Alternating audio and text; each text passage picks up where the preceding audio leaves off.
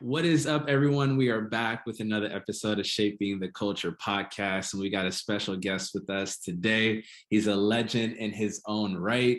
He's got a podcast called the Roommates Podcast. We got none other than Hafeez with us. How you doing, bro? Doing well, doing well. How you doing today, my guy? I'm doing well, man. This is a real treat for me, man. I've been really blessed and inspired by your podcast and all the content that you're producing. And so, yeah, man, it's so dope to have you on Shaping the Culture. Great to be here, man. Thank you so much. Yeah, let's do this to start off. For those who don't know you and don't know much about the Roommates Podcast, which I probably doubt. If you're tuning in, you probably know a thing or two about the Roommates Podcast. Tell us a little bit about you and your podcast and all that good stuff. Yeah, my name is Hafeez Baoku, and I'm just a guy who likes to read books and share my opinions. I've always said, I'm not a prophet. I'm not somebody who has, great insight. I'm more of a parrot. I just listen to those who are way smarter than me and share some of the things that they've told me that impacted and benefited my life. And so about in 2017, we created the Roommates, and we just wanted to, share some of the conversations we were having about life, about faith, about women, about business, about all things that we were going through. And so been doing that for the past 5 years, which now have the opportunity to talk to, so many different people from all across the world and just be able to share whatever message that's been on my heart. So that's what I've been doing for the past couple of years. Yeah, man, that's so dope. So as a podcaster, I've got some questions for you. Did you ever get to a point in your journey where you wanted to quit, or you felt like, man, because people kind of don't understand how much work goes into content creation. But with your journey, I mean, you've been at this for 5 years, half a decade. What was that journey like for you? Is there a lot of ups and downs? And what was that? No, definitely. November 2017, it was 11 months into doing the podcast. And I think we started off with averaging about 150 listens per episode. By November hit, we were like 78, 80. And I talked to one of my co-hosts at the time about what was going on. And my biggest thing is I don't mind slow progression. I really don't. Yeah. I just don't like regression. Like regression causes me to like really panic. Yeah. And so talked to one of my co-hosts about it. And he was basically like, the honest truth of the matter is you probably just suck. You're probably just not very good. And I was like, maybe you're right. And later on that day, I was watching an interview on the Breakfast Club with Gary V. Yeah. Or Gary V, just doing his thing. Yeah. And that really inspired me. And I was like, man, I want to learn more about this guy. And so I looked him up on YouTube. I found out he had a book for sale on Amazon called Crush It. I read the book, Crush It. That book put a battery, a fire underneath me like none other. Yeah. And on that day, I was obsessed with innovation and improving. Yeah. And then literally I made so many changes to the podcast from just literally that book alone. Wow. And started really taking it more seriously. And that was a huge changing point in my life. Yeah, man, that's so awesome. I love what you said about, taking the information that you receive from Gary Vee and putting that into practice and, pivoting. I think a lot of the times, like, we're so quick to quit when all we have to do is just pivot, just change the game plan, change the methods.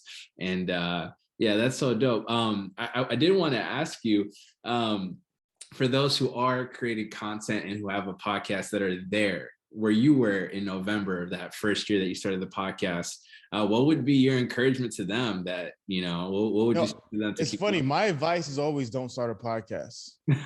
I know people say it like sarcastic. No, I genuinely mean that. Yeah. And here's why I say it. Like, why did you start your podcast? For me personally? Yeah. Yeah. So growing up, I'm Ethiopian. And growing up in the Ethiopian church, I just learned a lot of things that were unhelpful. It was more culture than it was Bible. And when I got into college, I started learning about what the scriptures were actually teaching. And I was like, hold up, wait a minute. Like this is problematic. And so I wanted to start a podcast in light of that, just talking about what the Bible truly says, and the culture that we want to build, the culture that we want to be a part of, being shaped by the Word of God and not anything else. And so it was a passion project more than anything. It was just getting guests on that would help us understand what the Bible teaches us, so that we can be informed by the scriptures and not culture first. 100%. So that's how most people who start podcasts started. They have a message. And they want to share the message to the masses, whether the message is, theology, whether the message is philosophy, sociology, whatever it is, have a message they want to share it to the masses. And so to me, podcasting is not the best medium to share that message to the masses. And here's why I say that. How long are your podcasts usually? Anywhere between 45 minutes to an hour. And that's usually what most people go when they're initially starting off. And the challenge is, if I'm somebody who people don't know and I want to share a very important message, what you don't want to do is you don't want to say, hey, give me an hour so I can tell you something. Give me 45 minutes so I can tell you something. When people don't know who you are, they're not going to give you 45, not going to give you an hour. They may give you 4 minutes. They may give you 5 minutes. They may give you 7 minutes. So to me, a lot of people, if you really know podcasters, a lot of people who do podcasts who are not in the interview style of podcast, they're people who already have an audience. They're people like a Charlemagne or like a Joe Budden or like a Joe Rogan, who people already like what you have to say from other things. So they already have buy-in from you. And so that makes it easier for them to watch longer form content. But if you're just starting off and nobody knows who you are, it's very difficult to ask them to spend 45 minutes to an hour to listen to you talk. And so I always advise people, I said, if your goal is to get the message out, you can still, record videos or record audio and put it out on Apple Podcasts and Spotify, things along those lines, but they don't have to be an hour. And so I actually believe if I was to do things again, I would have started shorter and worked my way up. I would have started with like 10-minute videos, and then they like 10, give them 20 and 20 and 30 and 30. But now you want a full podcast. I would have worked my way up. And so, but if you're somebody who just loves podcasting, because that's why I ask you that. Some people just love podcasting. They love 2-hour conversations. They love interviewing people. So if that's what you love, then it's a marathon, it's not a sprint. You have to remember that, every Hall of Famer was once a rookie, and every rookie can eventually be in the Hall of Fame. And so if you're somebody who genuinely loves podcasting, my advice to you is what Patrick Bet-David says all the time. You have to be able to out-strategize, out-innovate, outlast, and out-improve your competition. Outwork your competition. Outwork, out-innovate, out-strategize, outlast. If you're able to do those those 4 things, and you're consistent in regards to the longevity, you will have a type of success. Results will vary, because I think it's very important to say results may vary.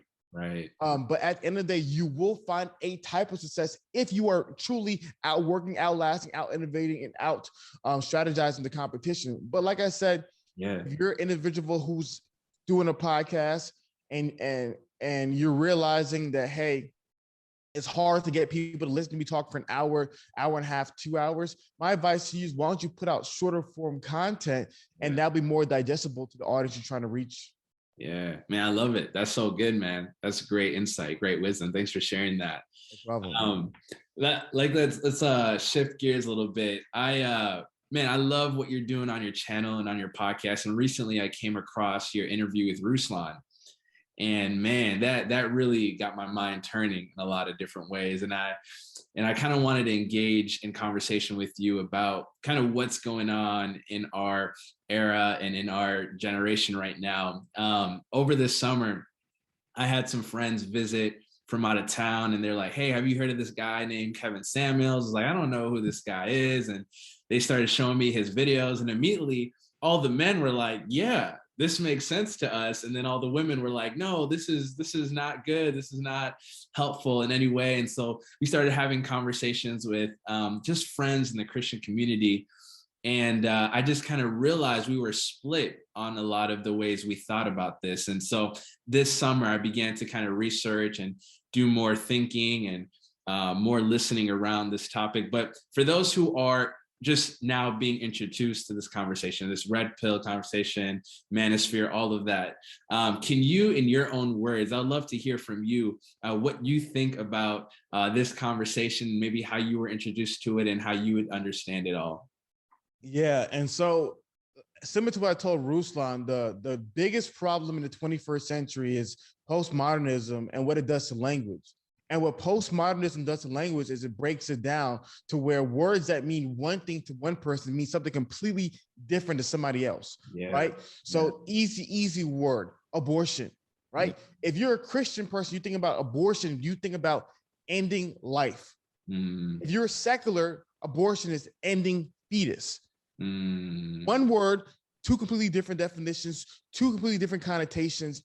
And so in regards to red pill manosphere, it's a word that if I was to use it and define it, it's other people will define it differently. So I only define it based upon the people who I know who are like leaders in the movement and what they've communicated it is. Right. So I think the fundamental thing when it comes to red pill manosphere stuff is it's based upon a concept of discovering the harsh truth about female nature. That's really what it's about. This is the harsh truth of the nature of females or women, if that word females offend you. And so I was introduced to it, I mean, from a very young age in regards to just the internet. I mean, if you're a young guy and you grew up on the internet and you grew up on YouTube or you grew up looking up content, you probably heard about mystery.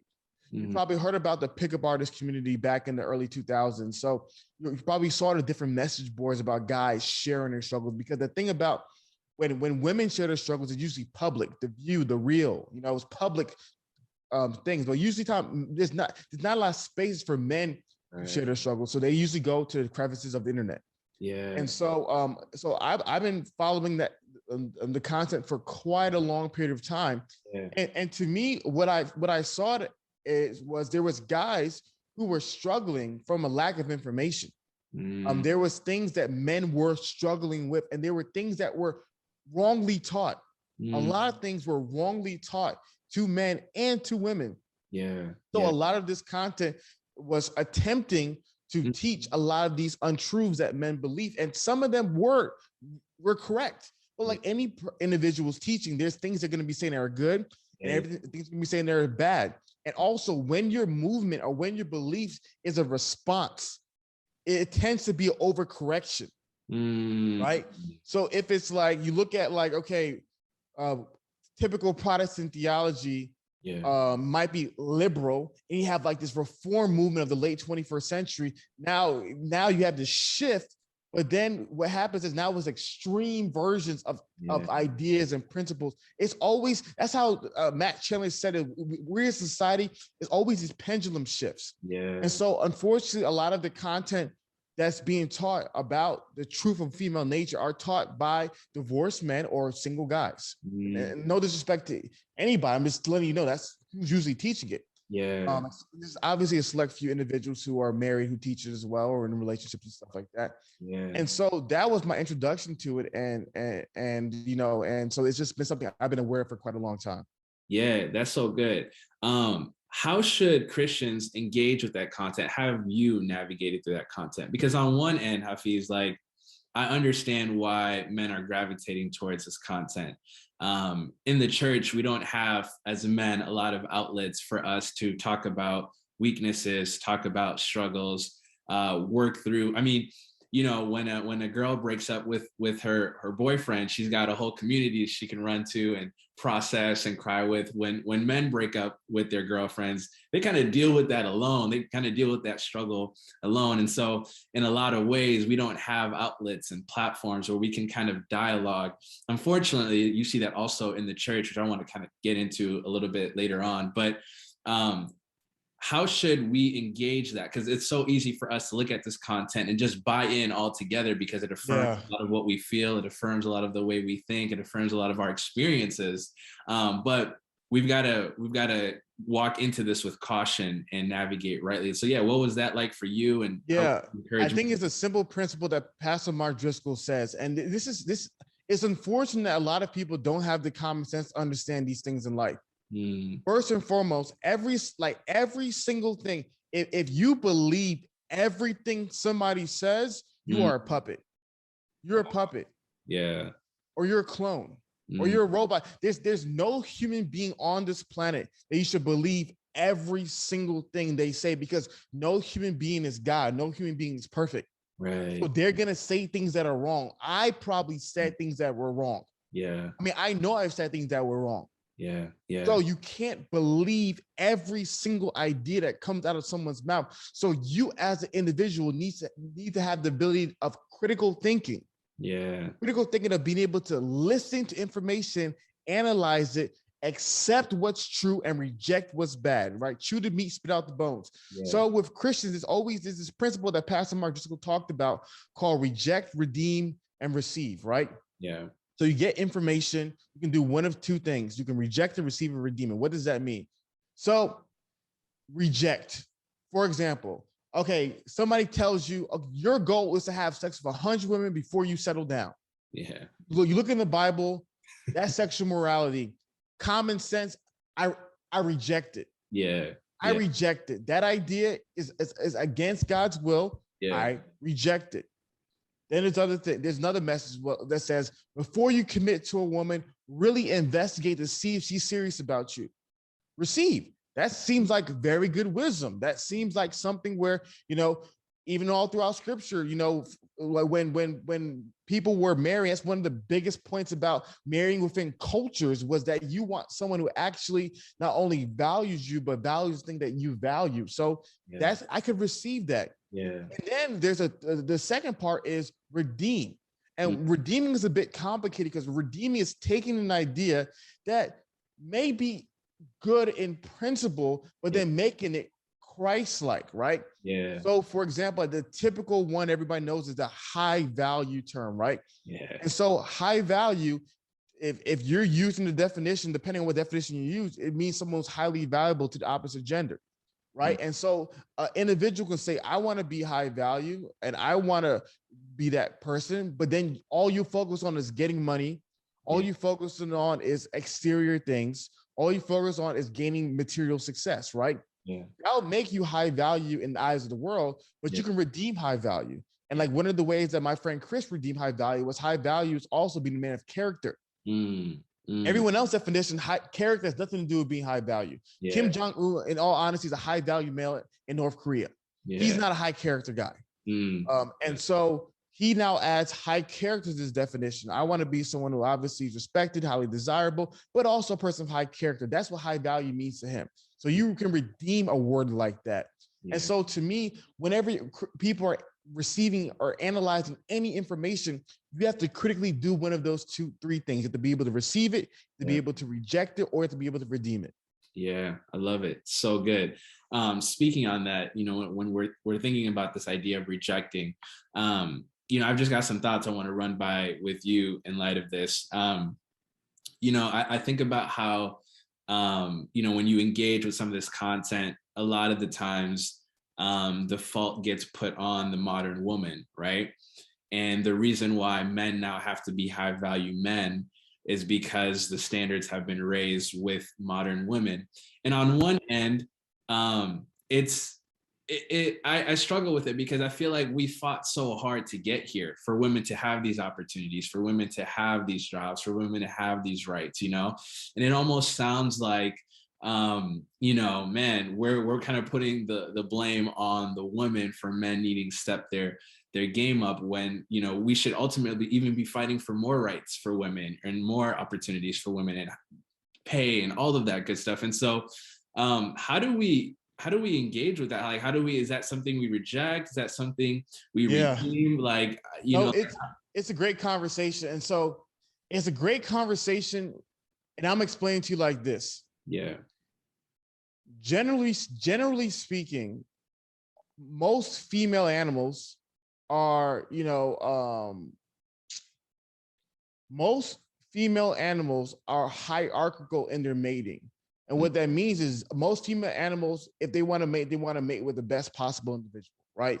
So I was looking up some data for about the deers, and what they found in the majority of female deers, they want the guys with the biggest antlers, right? So most female animals are very hierarchical in their mating. They want the best.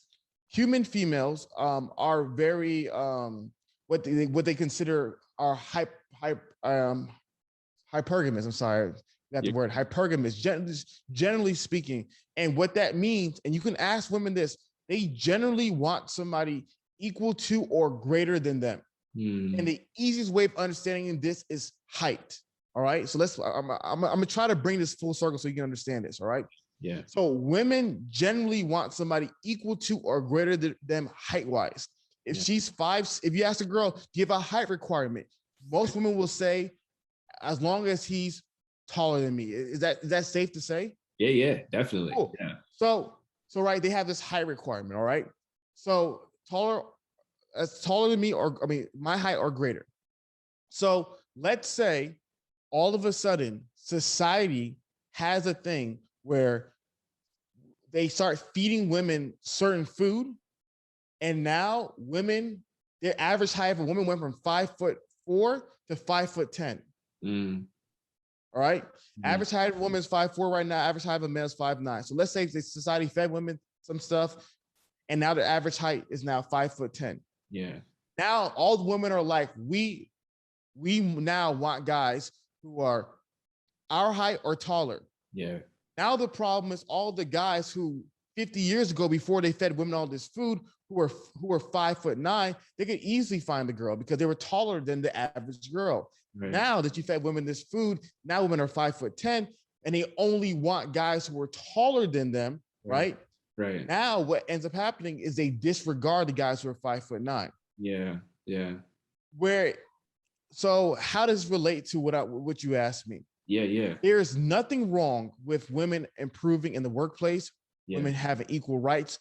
All of that is beautiful. All that is great. All that is amazing. There's nothing wrong with those things. Right. But what happens is if women improve, right, and women have reached a certain level, the challenge now becomes, especially when it comes to financially, it's harder for them, not impossible, it's harder for them to date guys who make less than them or in a lower social status as them. Yeah.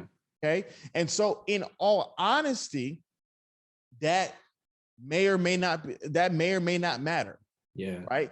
And so that's one of the things that we've seen in society is that it's the world of the past, going back to industry, factory, farming, the world of the past, that economy benefited men.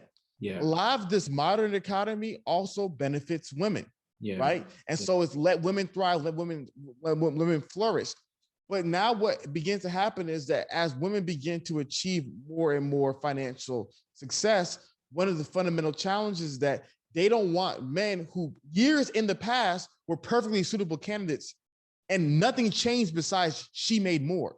And so that, I think that is other things I could talk about as well, but that is an example of where where societal advancements have a negative impact on men. So your answer is, typical women will say, well, men need to get better. Yeah. And that's true. Men do need to get better, right? But then there is like a reasonable level of growth. Right. So for example, a reasonable level of growth is that, you know, if a guy is making $45,000 a year, a reasonable level of growth is, hey, you know what, within the next 5 years, make it 55. A reasonable level of growth is in that next 5 years, make it to 150. Right. And so I think one of the fundamental challenges is that when on top of women excelling, you had a lot of men regressing.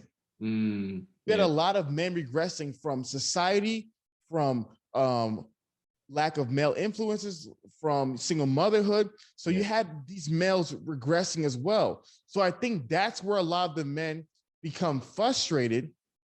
And then the last part about the hypergamous mentality is that, and this is all really complicated, and so forgive me if I'm a little bit everywhere with this. But one of the last parts that make it a bit challenging is that, going back to the point, you hear this in the Christian world all the time. Yeah. Women want somebody who is equally yoked. Have you heard that before? Yeah, absolutely. Yeah. And so, in your opinion, when a woman says, "I want somebody equally yoked," in your honest opinion, what does that mean? Yeah, for the longest, it was just spiritually on the same level, but now it's emotionally, physically, educationally. I love it. I love it. So let's stay right there. Yeah. So I should have started with this one, but I went on a rabbit trail. Forgive me. Yeah. But I love it. Before, traditionally speaking, equally yoked simply meant believer. Yeah, that's what it meant. Yeah. Nowadays, it means make the same amount of money as I make, look similar to me, emotional maturity to me. So here's what happens. You evaluate yourself on a score, on a scale of, let's say, people hate number system. Let's do letters, A, B, C, D, F, right? Yeah. So if you're like, I'm an A person, equally yoked means I need another A person. Mm-hmm. Mm-hmm. The problem is now, if everybody views that they're A kind of people, now all of a sudden they will look down upon the people who are B's and C's because they're not equally yoked to them. Yeah. So I think, like I said, there's nothing wrong with women improving and advancing, but the desires of women today, this is a small part of the issue. I don't want to make this the biggest part of the issue. I'm just talking about a small part. But one of the parts that men are expressing their struggles are with is the desires of women today is astronomically greater than the desires of the women of the past. And for a lot of young adult males, women's desires do not meet the average woman's desires, in their opinion, do not meet the average man's abilities. And so those are some of the nuances to why things are the way they are. I hope I explained it as clear as possible. Yeah, no, that was good. I love it. And something I love about what you're doing on your channel and what you're doing on your podcast is you're calling men to step up. Like your shirt says leveling up, on all those platforms, spiritually, mentally, physically, financially, all of that. Right.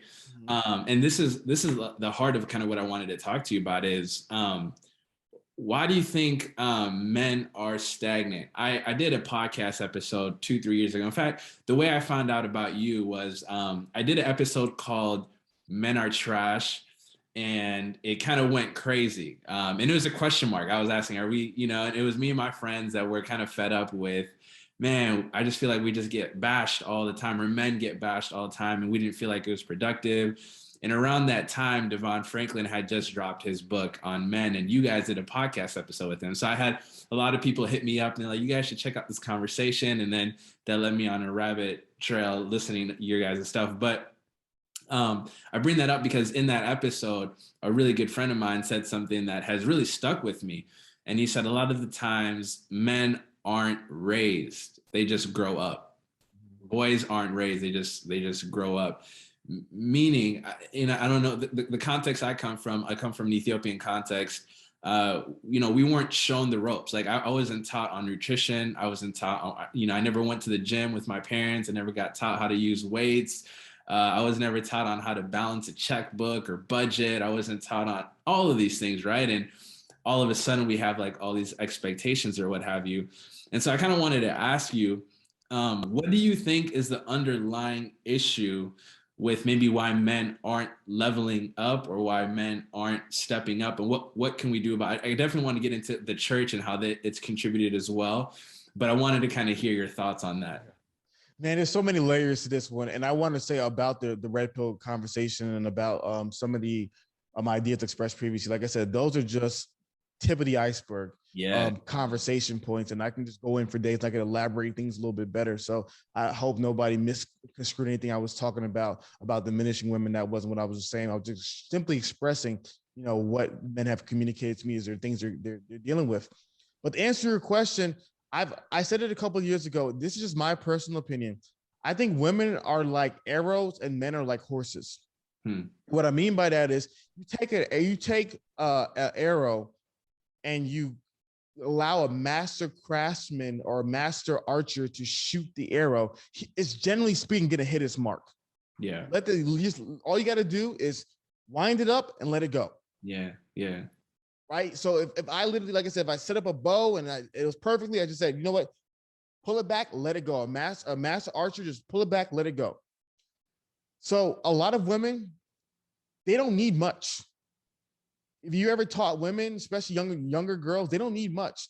You pretty much let them, do their thing. They're going to be pretty well behaved. They're going to be pretty good socially. They don't need much to be able to, especially excel in this modern world. In the world of old is different. In this modern world, they don't need much. Yeah. And so the challenge is that men are like stallions, and stallions, you let them go, they'll just be wild. You know what I mean? They'll be sleeping with all the other horses. They'll be just like running wild. Yeah, yeah. And so stallions have to be civilized. You know what I mean?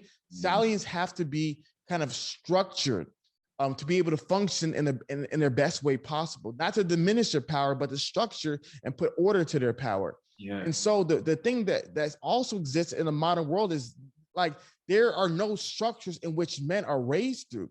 There's no manhood rituals. A lot of guys are raised by their fathers. There's no more military. Because back in the day, almost every male in villages and tribes were part of the military. So there's no structure and system where men are raised through.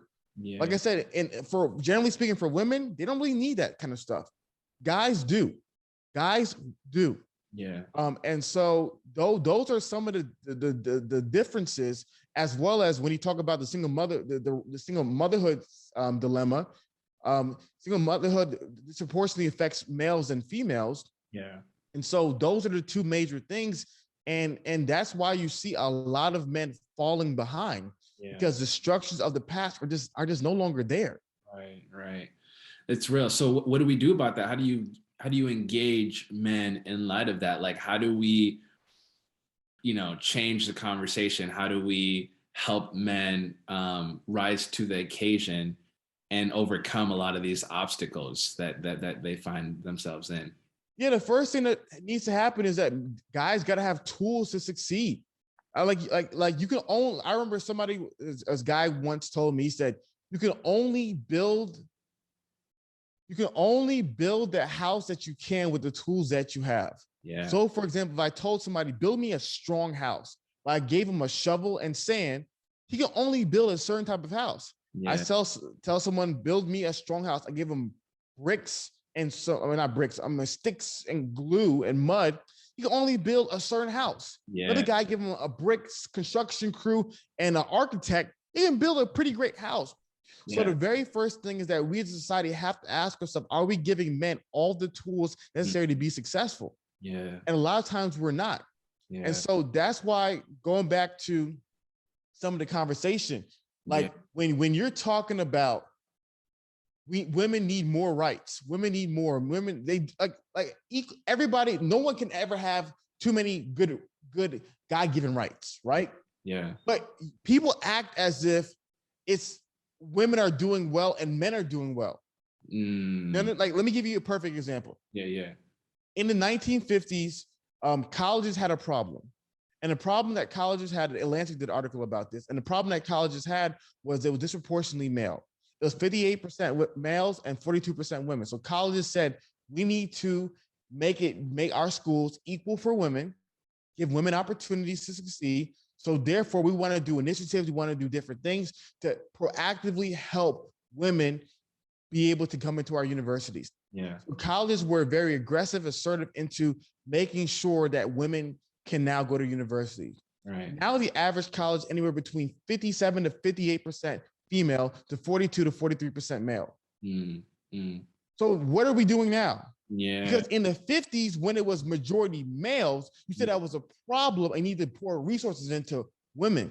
Yeah. But now when it's majority women, is not a problem anymore. Where you don't have to pour resources into males. Yeah. So as a society, you have to ask yourself, okay, where are the problems? Where are the problem points? Where are the issues going on? Yeah. And so if you're seeing that, it's like being a teacher. If I have two students in my classroom, one is always getting a 90s on his test. Another guy is always getting 70s on his test. And you're like, well, the one who's getting a 90, you need to work with him more so you can get a 99 or even 100 on his test. Yeah. No. While he could definitely benefit from extra tutoring to go from 90 to 100, this other guy probably needs my time more to go from a 70 to an 80 or from a 70 to a 90, right? So that they're on equal levels. Right. And so to me, I look at it like, okay, if we're trying to build up society, you have to ask who's behind. Right. Back in the days, we were building women up because women were behind. Women were behind. That's why we're building, society's not fair. Women are behind. Most people, especially a lot of women, believe that women aren't behind anymore. Yeah. So if women aren't behind, why are we putting all the resources into the guys who are behind? If this was simply about helping those who are behind, if the men are behind, why are we putting resources into them? And so to me, I think that's one of the biggest things, man. We have to be serious about helping men understand there's differences in developing men. Yeah. Taking away recess is good for girls. They have more time to sit down, read, and do stuff inside, like play house. But for the boys, it hurts them. Schools are removing recess and not all around the country. Yeah. That's hurting males' development. And so, like I said, it's tools and resources needed for men to succeed. But for a lot of, in today's society, there's no money in that. There's no advocacy about it. There's none of that stuff for it. Yeah. Back in the day, women are behind. It's cool. Let's march. Let's do that. Like, there's no marches for no guys struggling or failing or dropping out of school. Like, there's none of that stuff. It's not sexy. Yeah. Also, this lack of monetary gain from it as well. Yeah. Let me ask, I feel like some of that stuff also seeps into the church a little bit, where a lot of the response is, man, you just need to man up. You need to figure it out. You need to pull yourself up by your bootstraps and get it together. But like you said, we're not given tools on how to man up. We're not given tools on, and a lot of the conversations I have with my friends, like, what does it even mean to be a man? Like, when people say man up, what does that mean? And so how do we get the conversation changing so that when we engage men and we give them tools and help them out, they understand what is required of them and they have the help and the assistance that they need to live in their God-given purpose or what have you? Like, what does that look like? Yeah. So for me, that's one of the things that, we've been doing at the Roommates. One of the things that I've been doing for the past couple of years. Most people know I started off as a teacher. I taught preschool. I did after school, elementary school. I taught middle school and I taught high school, and I mentored people in college. So I have a lot of young men who I've been following for a long period of time. And, I think maybe only one of my preschool kids I still know of because I know of his father, but almost everybody I've seen kind of their growth and their maturation and their process. So I have a lot of background when it comes to these things. And so guys need a plan, step-by-step plan, manhood rituals, structure, order, A to B to C to D. Guys need that. And that's why I created, my 10 steps to healthy manhood. I created that because I wanted to give guys tangible steps.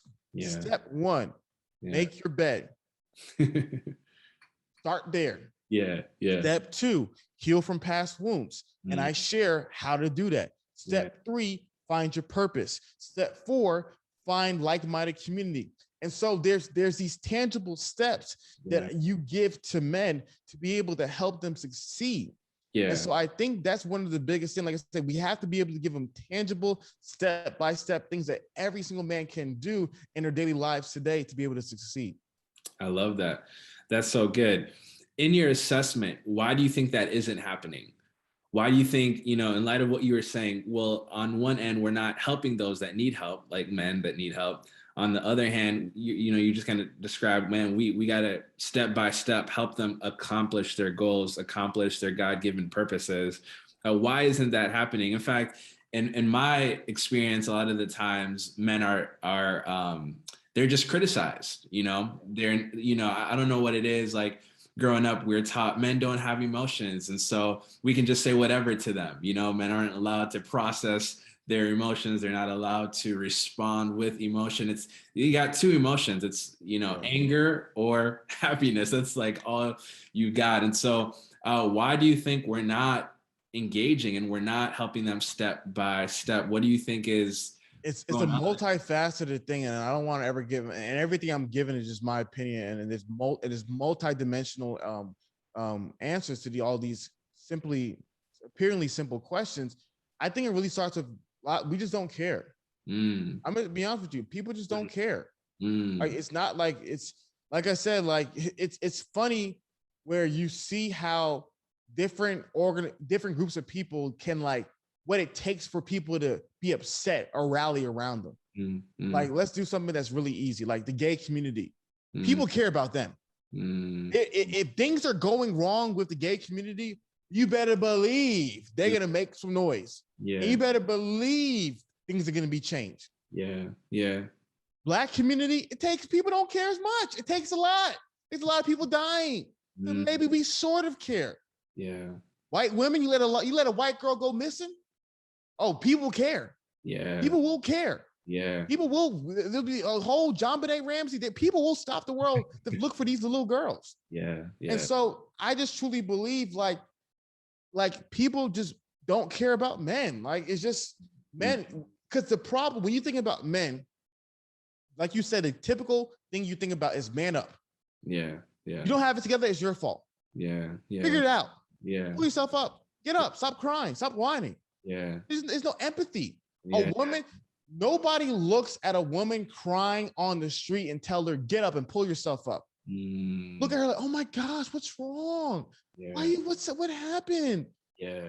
There's a guy crying on the street. Like, why this little punk behind boy, little crying little baby? Go inside and, like, dude, get up. Yeah. Yeah. So empathy, man. There's not a lot of empathy for men. Yeah. Without empathy, people aren't moved to action. You know, you look at all throughout the scriptures, you see Jesus had compassion on the crowds. Yeah. Action which leads to action. Yeah. People honestly don't care. Yeah. They really don't care. Yeah. So that's one of the problems. Is just, you know, men have been part of the war machine from the beginning of time. Men have been disposable, and we just been conditioned to not care. Yeah. And so when they're falling behind, like, who's going to talk about them? No one. Who cares? Yeah, let me throw this question out your way in response to what you just said. What about for those who think to themselves, well, men are responsible for a lot of the hurt and damage that we see in the world? That's bad. That's bad theology. That's bad. First, it's bad theology as a Christian. Second, it's also bad. It's a misunderstanding of nature. Because when you say men are responsible, it's not all guys were evil. See, the narrative is that every guy back in the day was beating his wife, raping the villages. No. Yeah. You had some men who did majority of bad.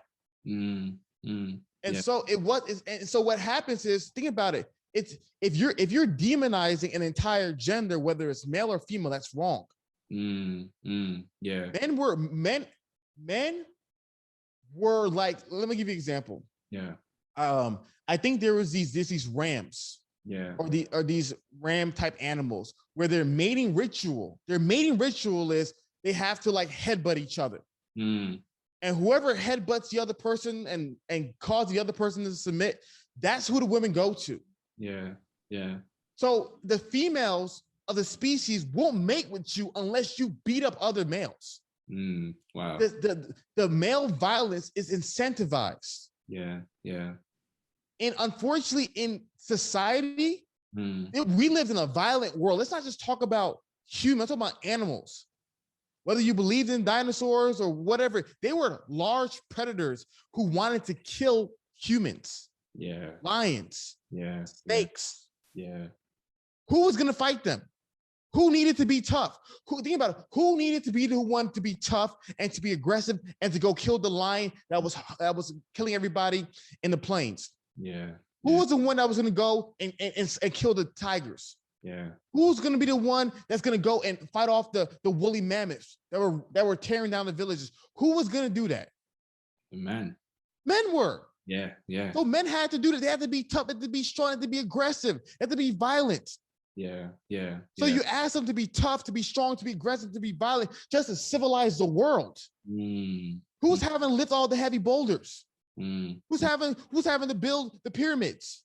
mm, Like you ask them to be a certain animal mm. Yeah. for us to thrive. But Yeah. then now you're mad the animal when it wants to bite you. Mm, We created it. yeah. We needed it. Yeah. Trust me. Human civilization, if men weren't the dominant, strong, aggressive animals they were, we wouldn't have survived. Mm, yeah. We Yeah. needed the strength. And Yeah. like all things, your strength can also be your weaknesses. Yeah. So while you have men who use their strength to build up societies, there was unfortunately men who use their strength to tear it down. Yeah. Yeah. It's good, man. And so to me, it's like I understand why, like when people talk about, oh, my dad wasn't there. I know a lot of generation like X guys, like my dad wasn't there. I'm like, your dad was in Vietnam. Mm, Your granddaddy was in World War II.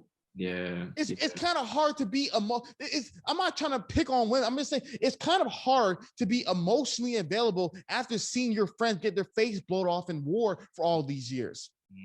Yeah. Yeah. Why aren't you opening up? Yeah. Well, I just saw my brother die. That's why I'm not opening up. I'm hurting.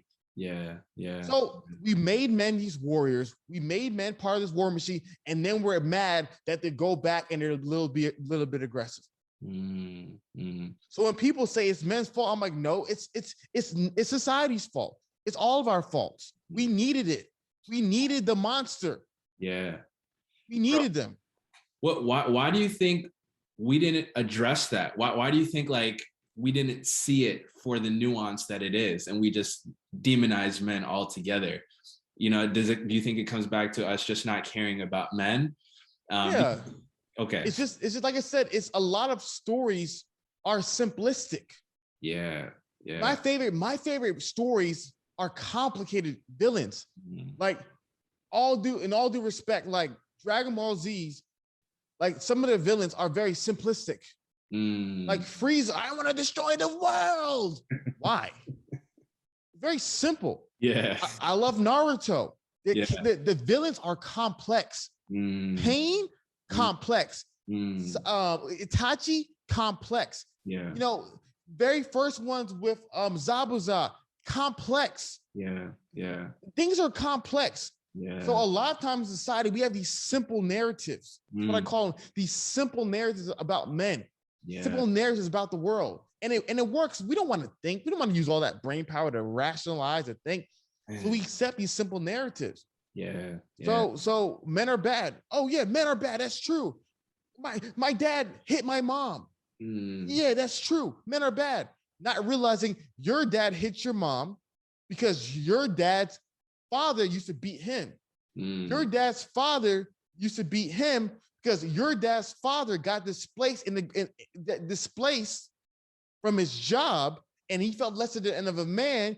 So instead of having tools to cope with his emotional trauma, he went to alcohol and became an alcoholic.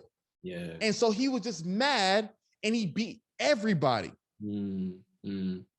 Yeah. So we don't do, like I said, there's no humanization of the villain. Yeah. Yeah. It's just a demon. Yeah, that's real. So that's one of the biggest reasons why we don't see the multifaceted reasons to why men are the way they are. Yeah. Where do you know, like the listeners that tune in to Shaping the Culture by and large are Christian. And so how does the gospel address this? Like as Christians, like how should we engage in these conversations? Because I truly believe when men do walk in their God-given purpose, you know, our communities thrive, our families thrive, our neighborhoods thrive, our churches thrive, everything around us thrives when men are walking in the purpose that God has for them. So how do we address this conversation? Like, how do we as a church? To me, this is what I would argue. And this is, I can't prove this in the Bible. Some things were such rudimentary principles. I feel as though scripture didn't emphasize it enough. I think every society knew that the foundation and the backbone are the guys. Raising them up, building them up. I think it was just it was just so rudimentary information. Yeah. And not saying that scripture doesn't give us basic information. I just think it's just like there are certain things that scripture hasn't emphasized enough. I truly believe as believers, helping men is of first importance. Yeah. Of first. Yeah. This is why, like I said, I'm not saying this is right. I'm praying through a lot of this stuff. I can't rock with a lot of churches because it's kind of like, to me, teaching bad doctrine, this is me, is equivalent to not helping men. Yes, you're right. It's like you're asking me to go to a church that teaches bad doctrine that doesn't want to change. It's hard for me to sit here. Yeah. I'm not saying I'm freaking Martin Luther. I'm just saying it's hard for me to sit here. Yeah. So I truly believe as believers, like, that is the call to establish strong men in the foundation. How in the world is the Western church predominantly female? Churches all the other world religions, Judaism and Islam is not, and Christianity is the only predominantly female religion. Why is that so? Yeah. Why is that so? Yeah. Why is it so? And so to me, it's just something where I just see, man, this is one of the biggest failures of the church, in my opinion, one of the biggest failures. Yeah. Yeah. That's real. Yeah.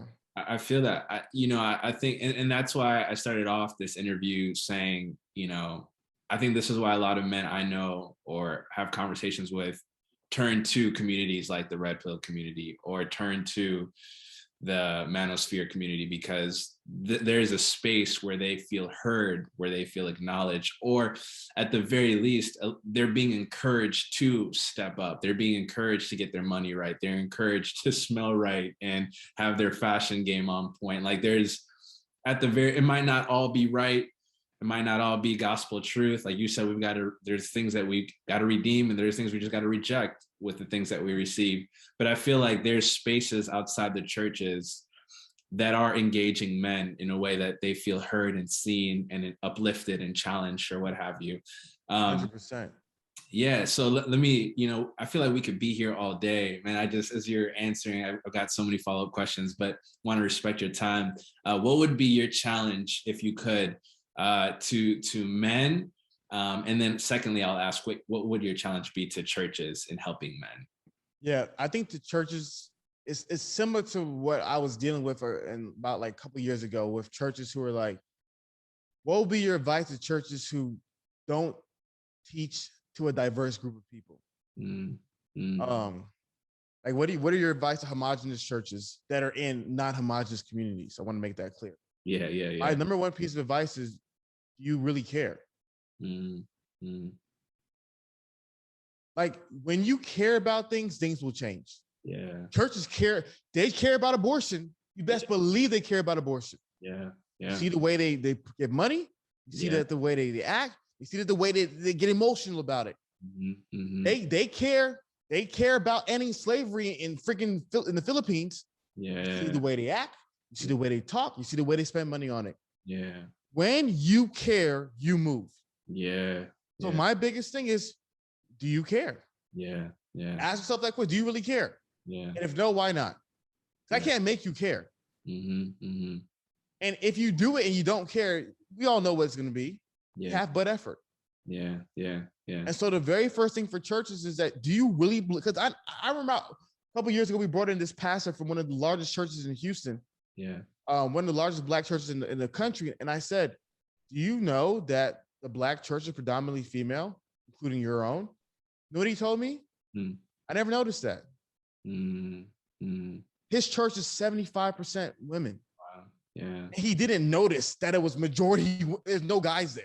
Yeah. He did it blows my mind how so many people don't know the church is majority female. And synagogues and mosques don't have these problems. Yeah. How is no one noticing it? Yeah. When I go to the club and there's a sausage fest, I know there's a lot of guys here. when people go to colleges and say there's all white people here, there's no Black people here, you notice when there's a disparity of somebody here. Yeah. How come you guys notice there's no guys there? Yeah. How we don't care. Yeah. And my biggest thing for men is that, find tools and resources to help you become the best version of yourself, to help you become the man that God created you to be. Yeah. At the roommates, we have a ton of them. Almost all of them are free, and some of them are paid. Yeah. And we give you step-by-step guides to become the man that God created you to be. There's so many amazing books, you know, that I've read, such as The Way of the Superior Man, such as 12 Rules for Life by Jordan B. Peterson, just such as Norman Mr. Nice Guy by Dr. Robert Glover. You know, there's a lot of great books and resources, but you as a guy, as a man, have to find them and apply them. Yeah. If you're watching this video, you go to my channel, go to the roommates, you have an endless catalog of resources. Yeah. Now you have to apply it. Yeah. And so I talked about it in a previous video. There was a time in the day where men struggled because they had no information. Going back to the guy, if you wanted to build a house, all he had was sand and a shovel. Nowadays, I've given everything, every tool, every resource. I've given you the construction crew. I've given you the cement. I've given you the bricks. I've given you the blueprint. I've given you everything. Now, what is required for you is the application. Right. Application.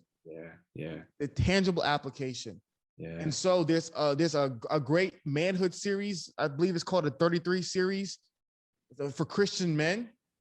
And there's another one that's even better, but I always forget the name of this manhood series. And there's things out there. Yeah. You have to apply it. You have to apply the information. That's good, man.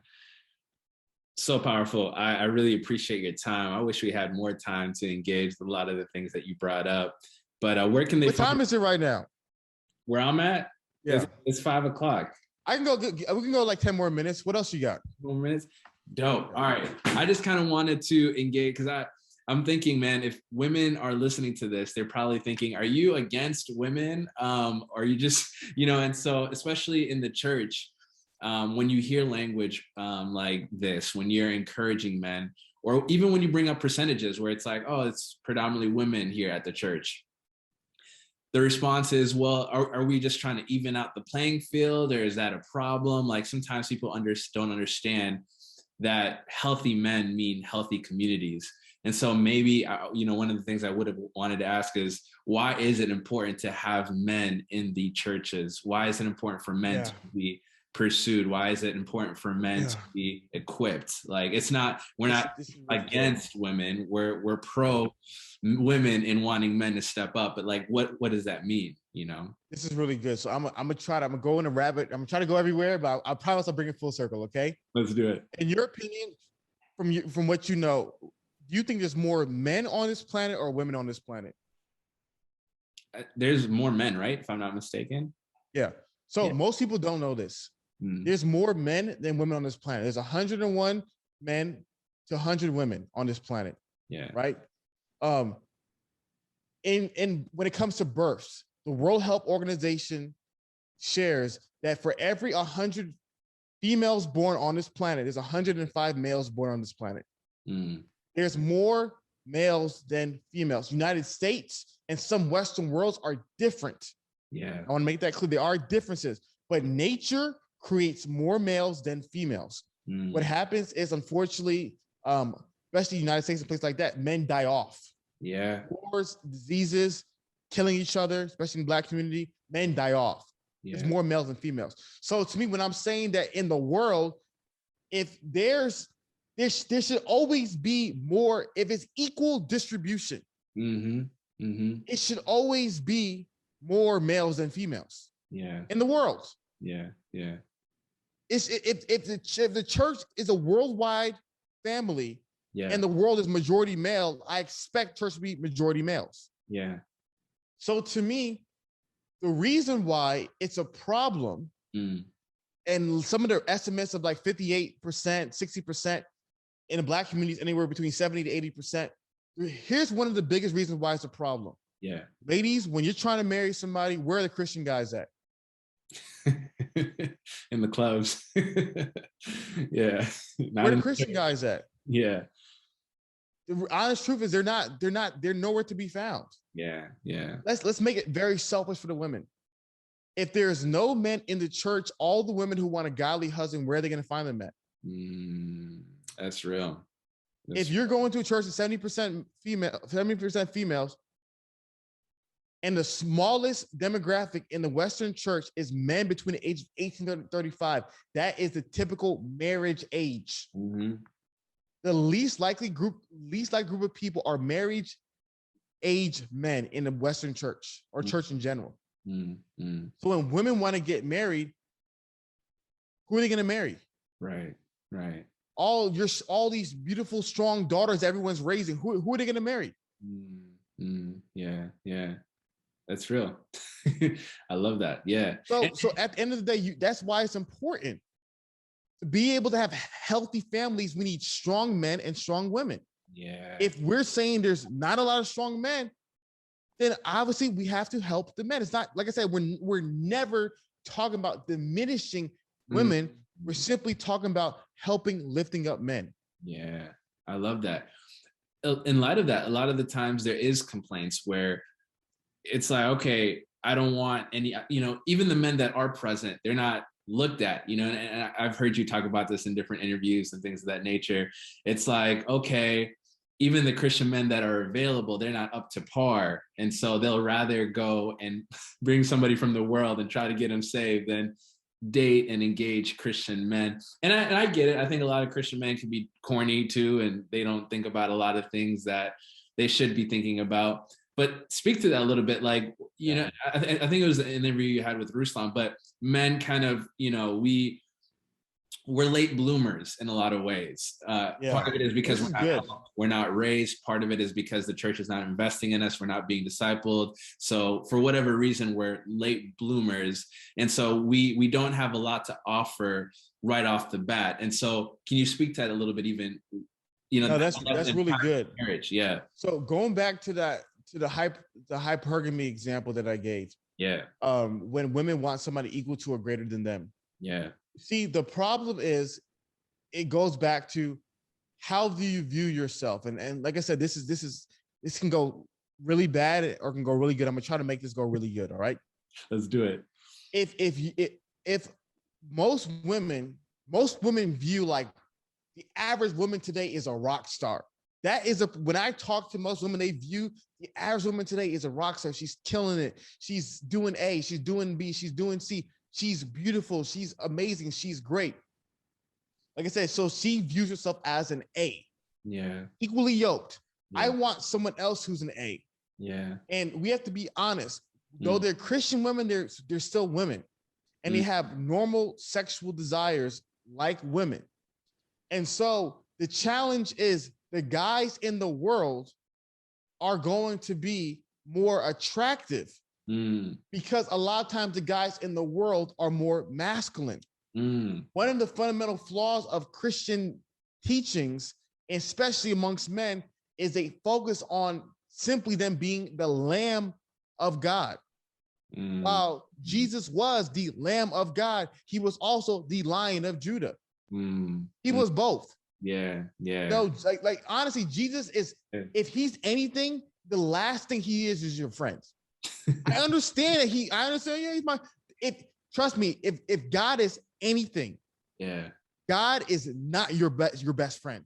He is your Lord. Yeah. He is the most powerful being on this freaking universe. Yeah.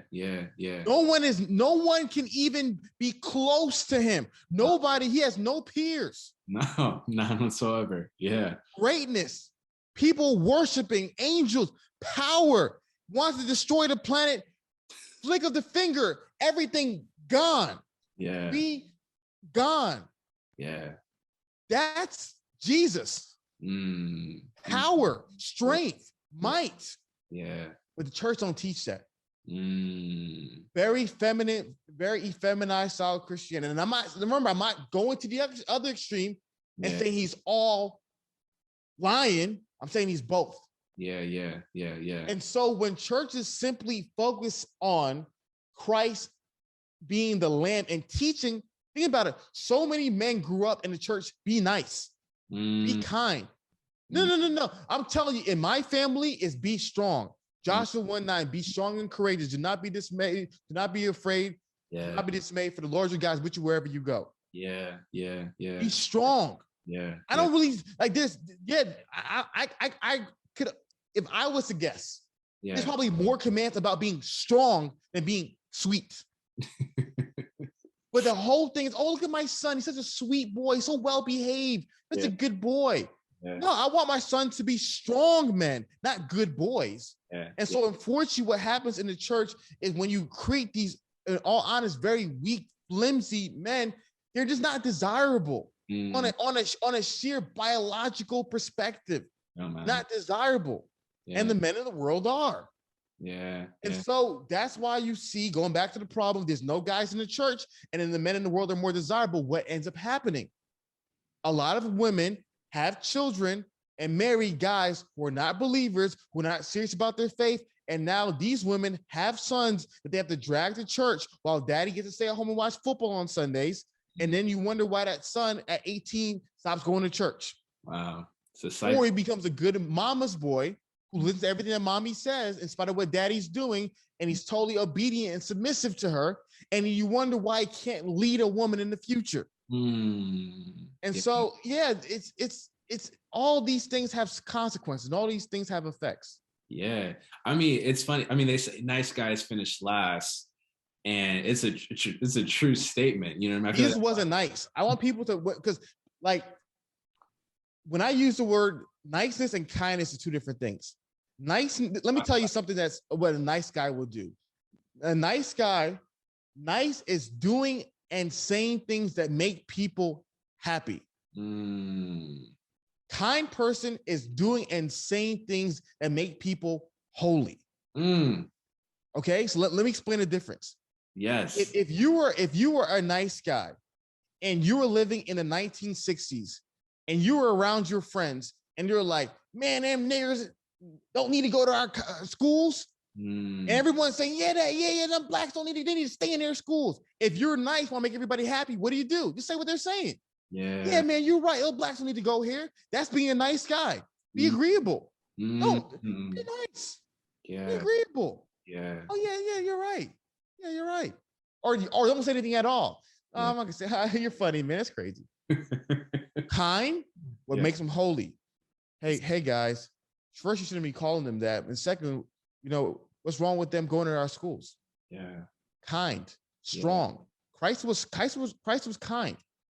Yeah. Doesn't always do what makes people happy. Doesn't always please people. And so to me, I think like that's why nice guys struggle. Yeah. Because you don't really have a backbone. Let me see if I can find it. Sometimes I can really find it. Most of the times I can never find it. It's in John chapter 9. Let's see if I can find it. Yeah. Sometimes I can find this stuff when I just let the spirit think about it. Page,